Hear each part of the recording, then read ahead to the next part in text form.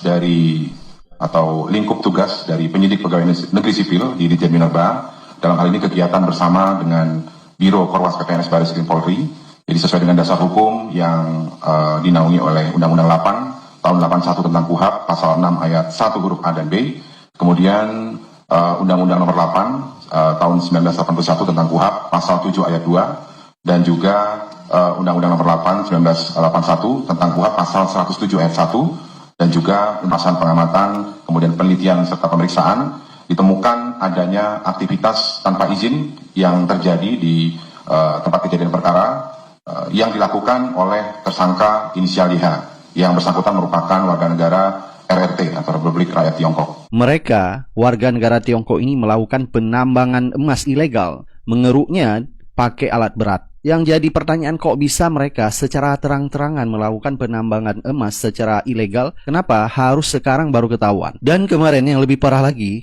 40 perusahaan Cina produksi baja ilegal di Indonesia. Pemerintah kecolongan, kata Menteri yaitu Perdagangan Zulkifli Hasan. Enak banget pemerintah mengatakan kecolongan.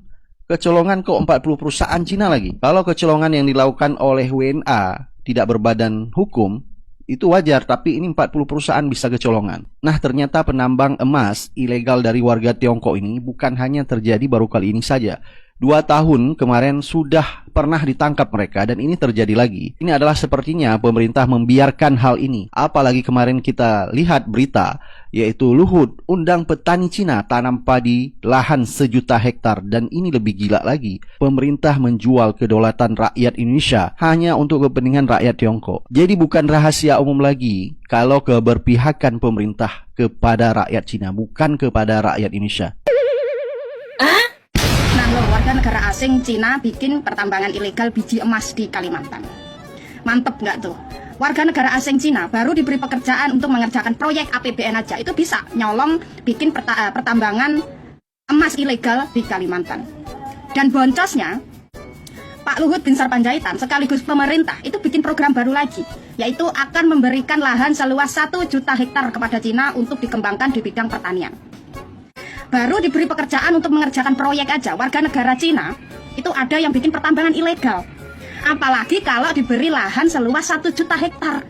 Bayangkan aja, akan ada berapa banyak lagi warga negara Cina bikin pertambangan ilegal di lahan yang diberikan pemerintah seluas 1 juta hektar itu. Dengan kejadian ini bukan akhir ya. Kalau sudah ditangkap, ini bukan akhir. Ini bisa disebut adalah awal. Kenapa? Karena kalau ada biji emas yang sudah ditambang, udah pasti akan ada biji emas lain yang akan ditambang secara ilegal. Karena lahannya diberikan secara sah oleh pemerintah kepada pemerintahan Cina.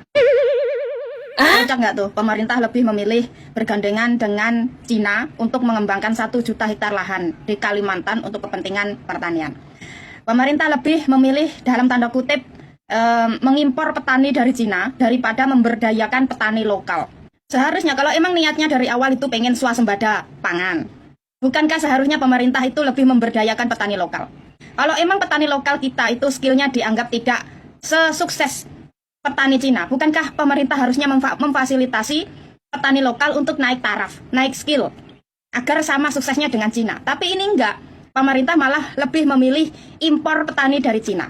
Padahal warga Kalimantan itu masih banyak petani yang tidak punya kebun atau sawah untuk digarap.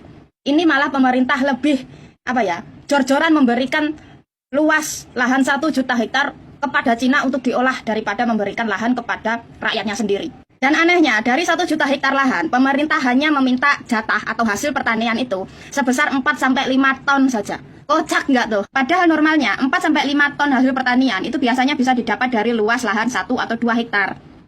Ini lucunya, dari luas lahan yang diberikan kepada Cina, pemerintah hanya minta jatah 4-5 ton saja, setara dengan 2 hektar lahan. Nah terus ibaratnya, kalau pemerintah memberikan lahan secara bertahap kepada Cina, mulai dari 100 hektar, 200 hektar, sampai total 1 juta hektar, masa iya dari per 100 hektar, negara hanya menerima hasil pertanian setara dengan 2 hektar saja? Lah terus hasil dari 98 hektar semuanya dikirim ke Cina begitu. Pemerintah ikhlas mayoritas hasil pertanian dikirim ke Cina begitu. Hanya karena Cina menjadi mitra pengembangan lahan di Kalimantan. Ini kan lebih nggak masuk akal lagi. Katanya pengembangan lahan di Kalimantan ini untuk swasembada pangan agar tidak impor terlalu banyak. Tapi dari luas lahan tersebut mayoritasnya semuanya dikirim ke Cina. Nah terus swasembadanya dari mana? Kalau mayoritas dari hasil pengembangan lahan di Kalimantan mayoritasnya Cina yang menikmati. Terus Indonesia swasembada pangannya dari mana? Hah? Pemerintah selama ini kepada rakyat itu selalu perhitungan, pelit banget.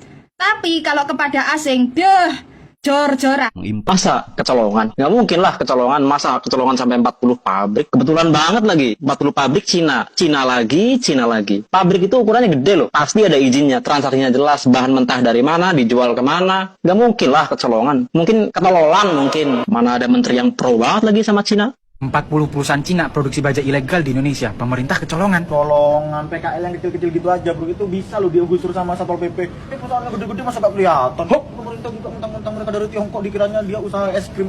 Es krim kok ngambil baja. Kecolongan ya kalau 1-2 kali. Ini kalau 40 kali bukan kecolongan tapi dicolong.